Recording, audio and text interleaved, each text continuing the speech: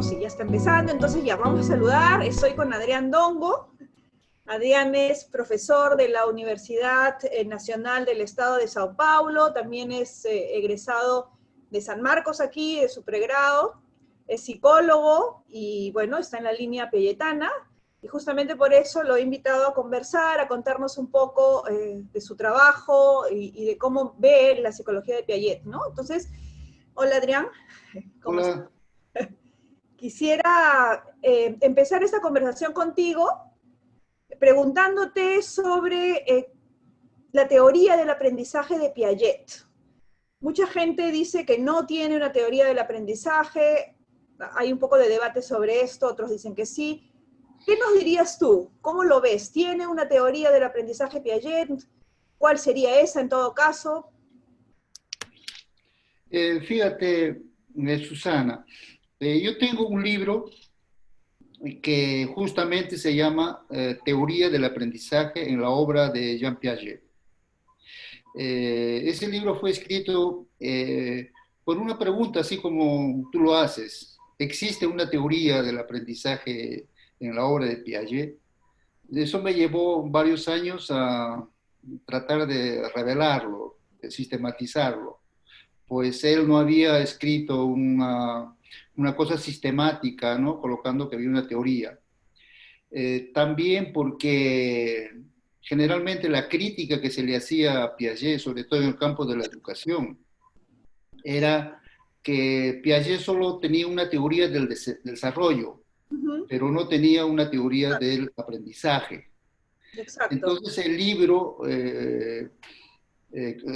tiene el propósito de demostrar que existe una teoría, entendido teoría como un sistema interpretativo sobre cómo los individuos y el ser humano en particular, él adquiere conocimientos, tanto conocimientos prácticos como conocimientos conceptuales.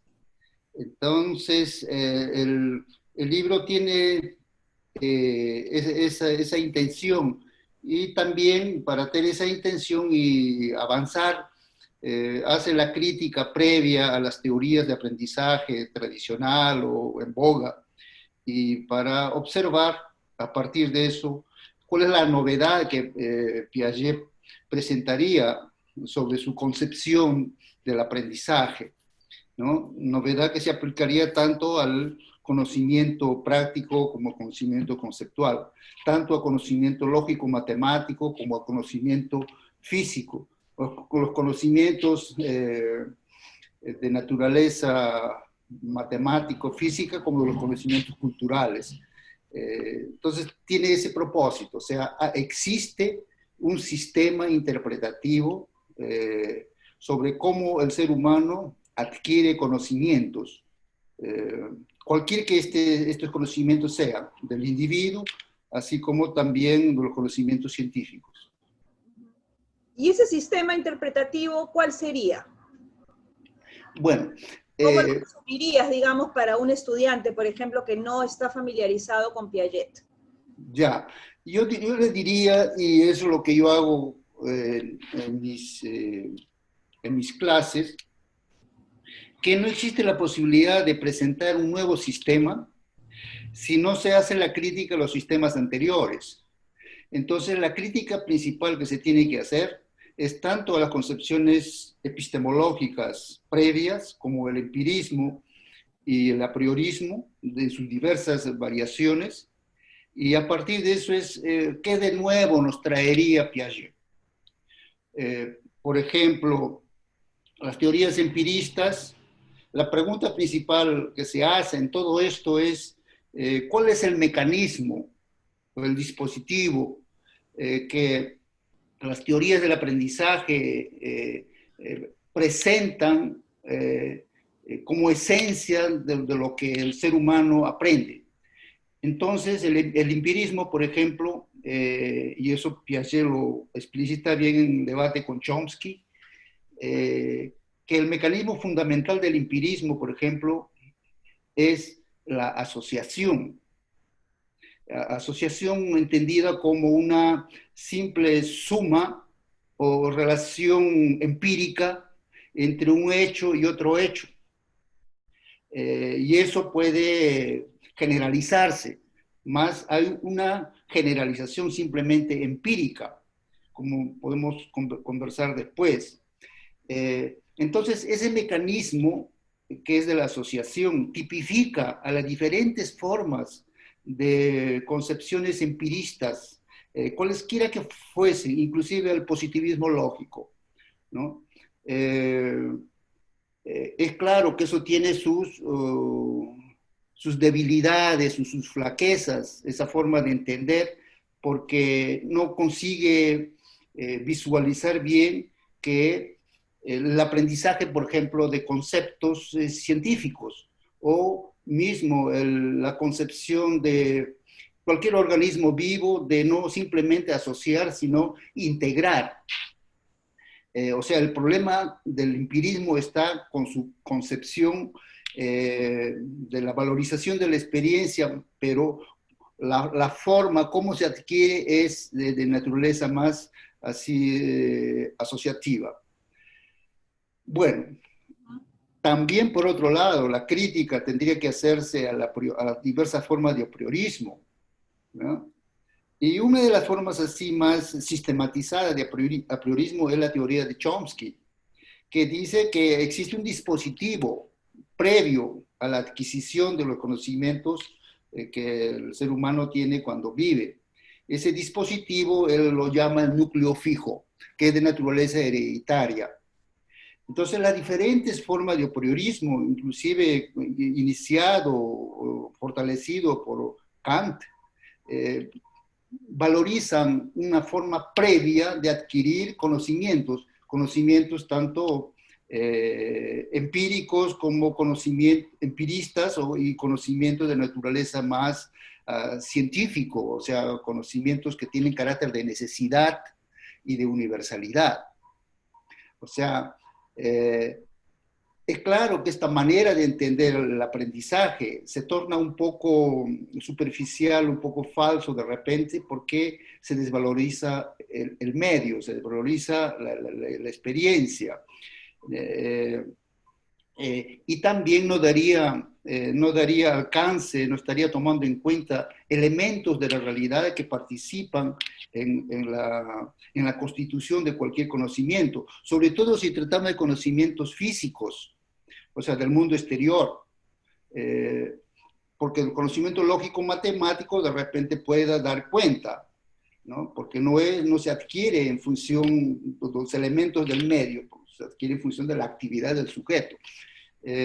Entonces, estas dos formas de epistemologías tienen sus flaquezas, sus debilidades, y que no darían cuenta el aprendizaje en movimiento, el aprendizaje de sistemas cada vez más complejos, ¿no? Como por ejemplo el conocimiento propiamente conceptual, ¿no? Que la ciencia hace, o sea, conceptual digo, cuando el ser humano adquiere elementos de realidad con carácter de necesidad y de universalidad, ¿no? Entonces, ese es lo previo que existe a la crítica y a la propuesta de una nueva manera de entender el aprendizaje. Entonces, Piaget, a partir de su teoría del desarrollo del ser humano, entiende que todo aprendizaje, toda adquisición envuelve leyes de totalidad. Más leyes de totalidad, así como lo hace la teoría de la Gestalt, más leyes de totalidad en proceso evolutivo, en proceso de transformación. O sea, uno adquiere algún conocimiento del medio porque lo envuelve, lo integra o lo asimila en un sistema previo, una relación de totalidad. Y cuando lo asimila, este sistema se amplía, se transforma en otro sistema más complejo. Entonces, el aprendizaje, fundamentalmente, no solo en el ser humano, también en los otros seres vivos, es de esta manera, y la embriología lo demuestra esto también, ¿no? Que la adquisición de alguna forma siempre es de un sistema que al englobar elementos de la realidad exige él transformarse en una complejidad mayor, y así sucesivamente.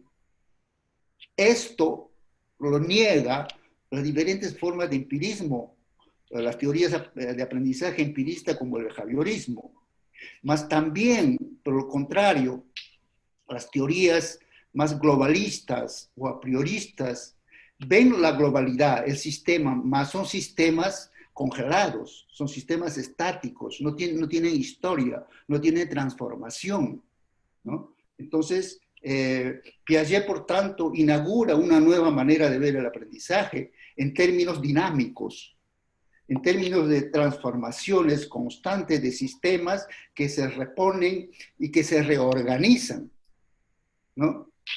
Hay una organización que se reorganiza dependiendo de los desafíos que el medio propone o el sujeto se propone. Entonces, es esa forma de entender el desarrollo humano que lleva a entender también una forma de aprendizaje. Y recíprocamente, si entendemos aprendizaje como una capacidad de transformación de un sistema, es claro que también el desarrollo humano va a implicar constantes transformaciones y reorganizaciones. Por eso que no existe división, separación, dicotomía entre aprendizaje y desarrollo. Claro. ¿No? Esa es la propuesta que él, en general, que nos propone Piaget, y claro que no es fácil porque estamos acostumbrados con sistemas dicotómicos y no dinámicos. Uh-huh, uh-huh. ¿Tú dirías que esa dificultad intrínseca un poco de la propia teoría por su complejidad es una de las razones por las cuales hay tanta gente que le hace un poco de resistencia a la teoría de Piaget o que no la comprende? Yo concuerdo con lo que tú dices, porque tanto la escuela como la academia, ¿no?, la universidad, están acostumbradas a tratar con cosas más fáciles, que no exigen complejidad.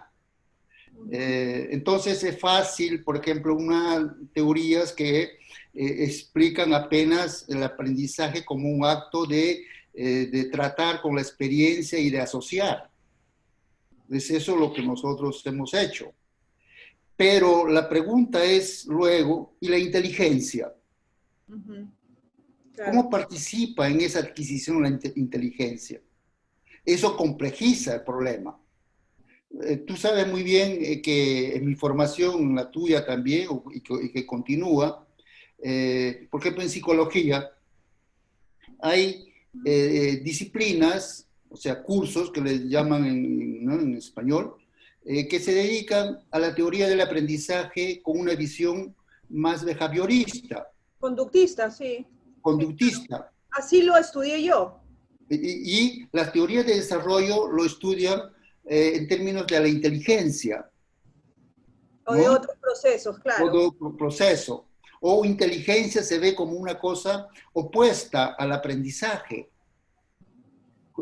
Y esa dicotomía impide hacer una síntesis y ver la cosa como una cosa unitaria, más también con sus diferencias. Claro, la academia se resiste mucho a establecer así, a aceptar nuevas interpretaciones, más interpretaciones que cuestionen sus propias verdades. Uh-huh.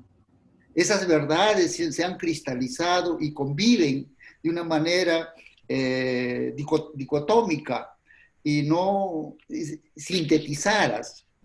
Uh-huh. Para mí, por ejemplo, entender la teoría de aprendizaje de Piaget fue necesariamente saber resolver esa contradicción entre aprendizaje e inteligencia. Pues o que demuestra Piaget a través de toda su obra, es que aprender es un acto inteligente, un acto de organización del mundo, y organizando el mundo también nos organizamos. Aprender es acomodarse a las leyes, que el medio nos exige, más también esa acomodación exige un sistema que asimila. O sea, el que se acomoda es un sistema a los desafíos, a los datos del medio, ¿no? A los datos empíricos que se tiene, ¿no? Tanto el sujeto común como el científico. Entonces, por tanto, aprendizaje necesariamente exige un acto intelectual, un acto de asimilación, ¿eh? Porque rigurosamente podemos decir que aprender es acomodarse, o sea, llevar en cuenta los datos de la realidad, y llevando en cuenta los datos de la realidad nos transformamos, aprendemos a tocar una guitarra, o aprendemos muchas cosas prácticas o conceptuales, pero ella es necesariamente un acto de adaptación, y un acto de adaptación que no es simplemente acomodación, es integrar la realidad, e integrando la realidad uno se acomoda, o se podría decir se ajusta, pero la palabra es acomodarse, más acomodarse implica necesariamente un sistema interpretativo, porque quien se acomoda es el sistema, y cuando la realidad exige novedades, el sistema también se transforma para poder integrarlo, para poder asimilarlo. Entonces, esa dificultad es enorme en la academia de integrar esto, así como integrar individuo y sociedad. Claro. También es difícil, porque siempre estamos con un lado y por otro lado separados. Entonces, me parece que tienes razón cuando dices que en la academia existe mucho obstáculo, mucha dificultad para esto, para integrar, para establecer síntesis, para establecer superaciones. Entonces, claro, podríamos decir que desde tu punto de vista hay una teoría del aprendizaje en Piaget, pero el concepto de aprendizaje que maneja es mucho más profundo, ¿no? Y más estructural, además, del que se maneja usualmente desde otros enfoques, ¿verdad? Perfecto, perfecto. Como tú dices, hay una transformación, ¿no?, que exige el aprendizaje, transformarse en función de las exigencias de la realidad, más es una totalidad, una estructura que está actuando para asimilarlo, y al asimilarlo, esta estructura se transforma.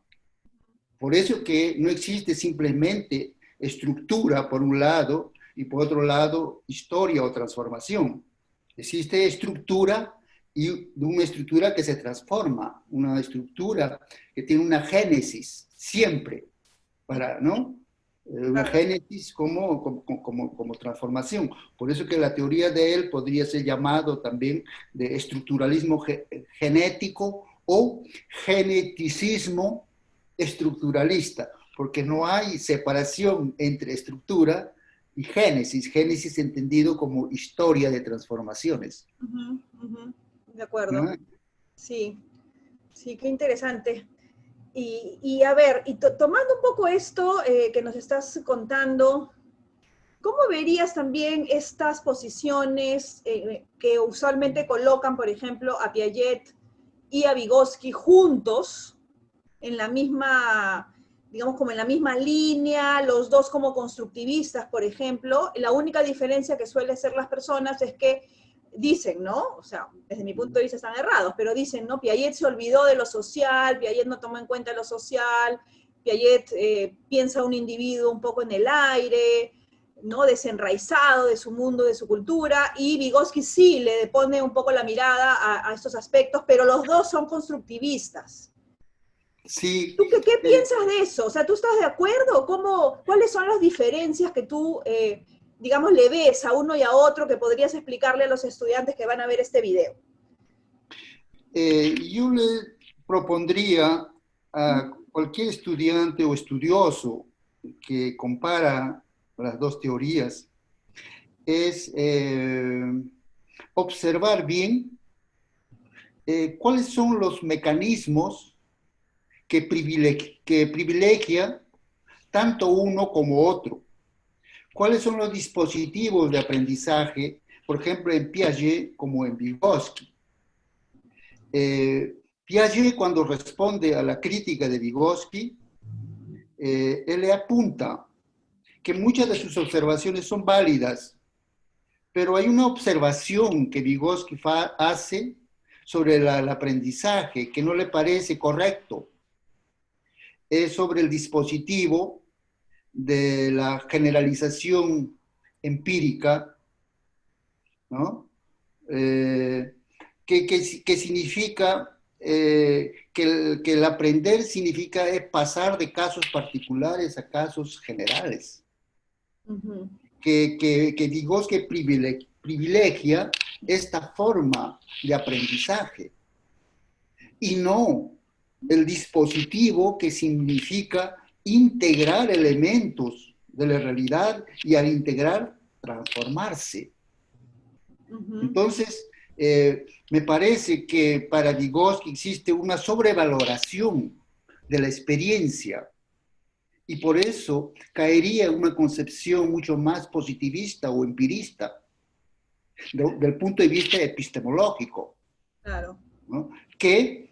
Y para Piaget eso es contundente, ¿no? Existe un aprendizaje de naturaleza empírico en el sentido de pasar de lo particular a lo general, ¿no? No al todo, más a lo general.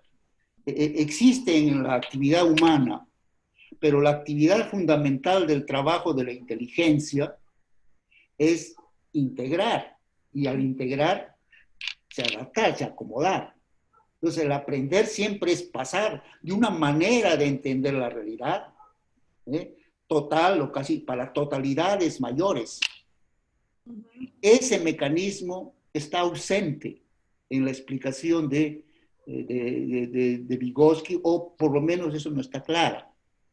Y hay otro problema también que diríamos en Vygotsky, a la separación entre conocimiento práctico y conocimiento conceptual.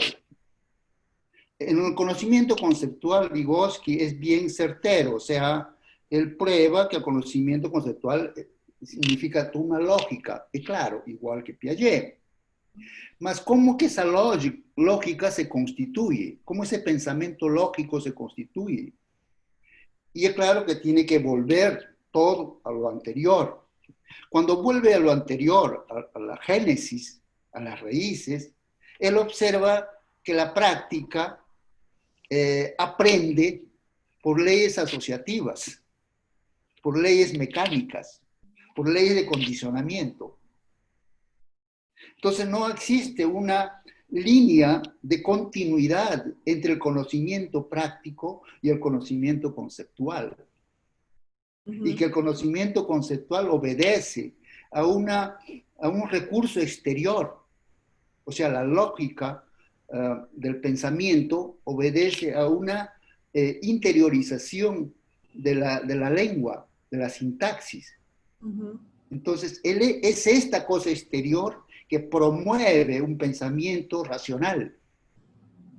Piaget es totalmente contrario a esto, claro, porque dice que el origen y la raíz de la lógica se encuentra en la organización de los esquemas motores y sensoriales. Son estas que se prolongan y se reorganizan al nivel de la representación, que se tornan conceptos. Lógico, primero conceptos más limitados, más después conceptos mucho más complejos, de naturaleza lógico-matemática, uh-huh, efectivo. Entonces, me parece que el problema de discutir Piaget y Vygotsky sobre aprendizaje y desarrollo tiene que partirse de ese problema epistemológico y no tanto del problema individuo y sociedad, porque si tú resuelves este primer problema, resuelves el problema de individuo y sociedad. Claro. ¿Por qué resuelve el problema de individuo y sociedad? Porque si el individuo se desarrolla, aprende como sistemas, entonces el medio no va a ser el señor y amo de su proceso de aprendizaje y de su proceso de desarrollo. Se va a relativizar el medio, porque hay una fuerza interna que también existe en ese aprendizaje de elementos del mundo. Entonces, la fuerza de la sociedad no será de transferir conocimientos. Claro. La fuerza de la sociedad no será de imponer conocimientos. La fuerza de la sociedad será en cuanto que dinamiza ese movimiento. Más la sociedad, ¿cómo funcionaría entonces? ¿Cómo interfiere en esa transformación del individuo? No como transferencia ni como elemento de otorgar contenidos simplemente, sino como elemento dinamizador de diálogo, de cooperación, de interacción, de intercambio de sujetos que están queriéndose apropiar del mundo. Por eso que la teoría Piaget, y yo estoy escribiendo un libro, es idéntico en términos de educación y de pedagogía a la teoría de Paulo Freire, porque para conocer el mundo, lo que media, en español no sé si habla de eso, lo que interfiere, que establece una mediación, no es el profesor. Lo que intermedia es la realidad. Más realidad delante de dos sujetos que aprenden, se cuestionan sobre la realidad. Uno no sobreponiéndose al otro. Es claro que el profesor conoce más sobre las cosas, más alguien que provoca, que desafía, ¿no? Que provoca esclarecimientos, ¿no? Investigaciones, pero no es alguien que da conocimiento. Entonces, fíjate, el problema de resolver, individuo y sociedad aparece por la solución de un problema epistemológico, y eso recíprocamente. ¿No? Si yo otorgo al individuo un papel pasivo, le voy a dar una influencia enorme al medio social o cultural. Pero si yo otorgo un papel activo al sujeto, el medio no se considera, no se vuelve una cosa así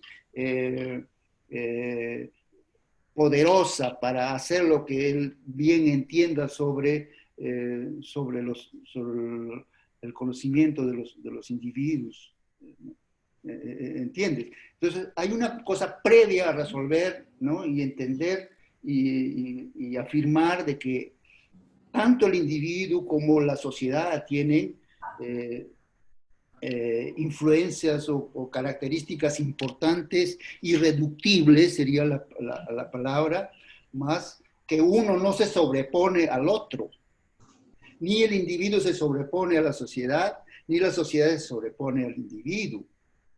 Entonces, yo pienso que así llegaremos a resolver esa discusión un poco, en otros lugares se decía bizantina. Bizantina, iba a decir yo también.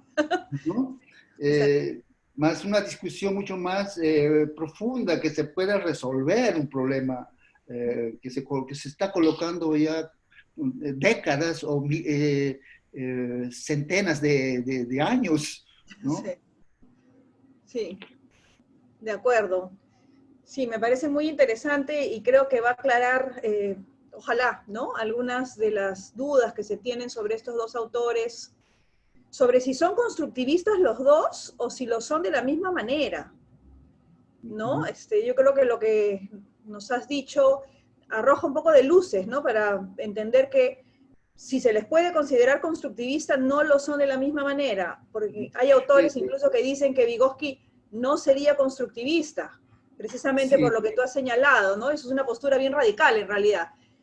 Yo diría que hay otro elemento que define la cuestión constructivista, ¿no?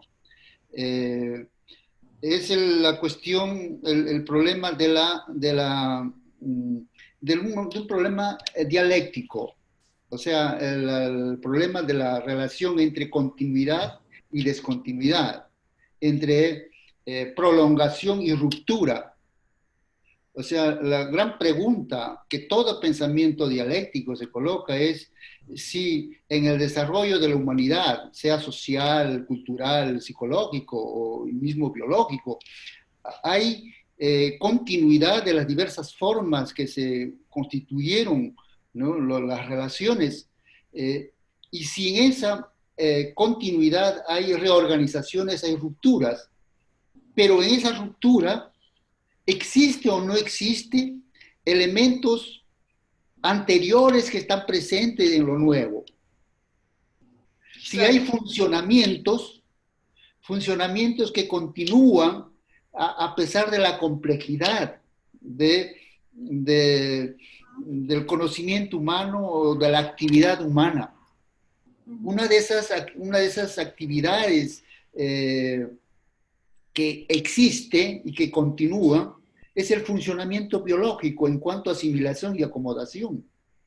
Ella puede tener sus diferentes manifestaciones, pero la vida, tanto en un ser vivo más elemental como en un científico, como una sociedad más primaria, una sociedad más compleja, ella continúa siendo vida. Vida significa integración y al mismo tiempo transformándose para llevar en cuenta la realidad. Entonces, esto permanece por más complejo que fuese la naturaleza del conocimiento. Entonces, la pregunta que se tendría que hacer, tanto a Vygotsky como a Piaget, ¿se cumple estas condiciones? O sea, del punto de vista de Piaget, no existe una ruptura radical o una ruptura extrema. Existen rupturas, pero hay continuidades de funcionamiento. Hay estructuras nuevas que se reorganizan a partir de anteriores, más también un funcionamiento siempre dinamizador que continúa. Y eso es una concepción materialista y dialéctica. ¿Entiende? No es un idealismo. Es la materia viva que se va transformando. Así como la sociedad también es otra forma material que se va transformando, pero continúa siendo sistema de relaciones. Sí. ¿No? Existen nuevas maneras de se manifestar, de existir, pero existen elementos que continúan. Entonces, esa es la pregunta que tendría que hacer para ver dónde está el constructivismo de uno o de otro. ¿Dónde está la dialéctica en uno y en otro? No. Sin tener una concepción preformada o una concepción con prejuicio. No se trata de eso, ¿no? De acuerdo. Muy bien, Adrián. No sé si antes de acabar quieres decir algo más como cierre. Me ha parecido una entrevista. Yo quería decir una cosa que cuando pienso en la cuestión de aprendizaje, necesitamos entender si toda teoría del aprendizaje o la noción de aprendizaje envuelve la cuestión de la libertad, ¿no? O sea, si nosotros estamos trabajando en el campo de educación, cualquiera que fuese esto, ¿no? Entonces la educación exige simplemente hacer las cosas, pensar las cosas así como nos dicen, o existe libertad de elegir y tener opciones en la vida y en la manera de pensar. Entonces, el aprendizaje siempre fue visto como un monitoreo apenas del profesor o del que sabe más sobre los otros. Como que si el otro simplemente precisa reproducir. Y eso niega la libertad del ser humano. Niega la libertad de pensar por él mismo. Ujú. de encontrar sus soluciones, de llegar a tener una capacidad de autonomía, de pensar por él mismo, de valorar por él mismo, ¿no? Entonces, cuando se habla de aprendizaje, tendría que también preguntarnos, ¿qué hacemos para Claro. la humanización del hombre? ¿Qué hacemos? Porque esto exige libertad, no, no puede ser una repetición de lo que somos y de repetición de realidades deformadas del ser humano, Ujú. ¿no? Deformadas, digo, de personas que no tienen palabra, personas, digo palabra en el sentido que no se les permite pensar, que no, no se les permite Voz. decir, Claro. tener voz, de encontrar sus caminos propios, ¿no? Entonces, esto es un problema también de humanización, la cuestión del aprender, que toda teoría del aprendizaje tendría que ser de detener, ¿no? Ujú. Y no, aprender no está, o sea, yo siempre digo de que la cuestión de aprendizaje nos lleva a plantearnos esto: todo fin, por más bueno que sea, no puede darse a través de cualquier medio. El Claro. fin no justifica los medios. Entonces, el ser humano, por lo menos la ciencia, ha desarrollado sistemas que nos dicen que el ser humano es libre y es un sujeto creador, inventor de sus propias capacidades y de sus propios conocimientos. Esto no puede ser negado. Ujú. Eso no se le puede simplemente dar razón a una teoría del desarrollo como el aprendizaje tiene que llevar en cuenta esto. Ese es un desafío para los psicólogos y para los educadores. Sí, Era eso. sí. No, y estoy totalmente de acuerdo, porque la psicología a veces ha abandonado un poco esas tomas de postura, ¿no? Que escapan a la disciplina, pero que la Sí, guían, porque escapan a la disciplina, pero es una teleología, ¿no? Una mirada sobre los seres humanos que acompaña las teorías, pero que a veces se ha dejado de lado por completo, ¿no? Por centrarse solamente en lo puramente psicológico, sin direccionalidad casi, ¿no? la psicología me parece que fue en su historia propositalmente eh, determinada a cumplir ciertos papeles, a hacer ciertas cosas de tal manera, y no ver el individuo y las personas como envolvidos en una tela de relaciones. Se le ve un aspecto y a partir de eso se quiere ver del todo. No puede continuar siendo así, ¿no? Ujú. Entonces lo que necesitamos es que el psicólogo también tenga una visión más integral, tenga una formación biológica, una formación de procesos psicológicos más integrados en esto, de los procesos culturales y Exacto. sociales, que son la misma cosa.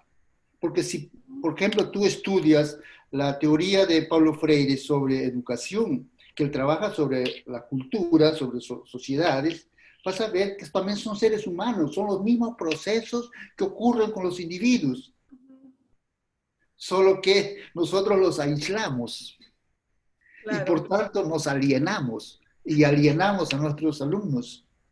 Sí, eso es bien importante lo que acabas de decir. Adrián, yo te agradezco mucho este rato que hemos tenido de conversación. Creo que va a ser súper útil también para los estudiantes poderte escuchar. Y esa es la idea de estos videos, ¿no? Este es el tercero ya que estamos haciendo. Ha sido un gusto conversar contigo y estoy seguro que van a apreciar mucho escuchar lo que nos has contado esta tarde. ¿No? Susana, yo solo que agradezco tu invitación, me es una honra atender tu pedido, ¿no? Y ojalá que contribuya con tus alumnos o con las personas que quieran aprender más. Y lo repetiremos. Ya. Gracias.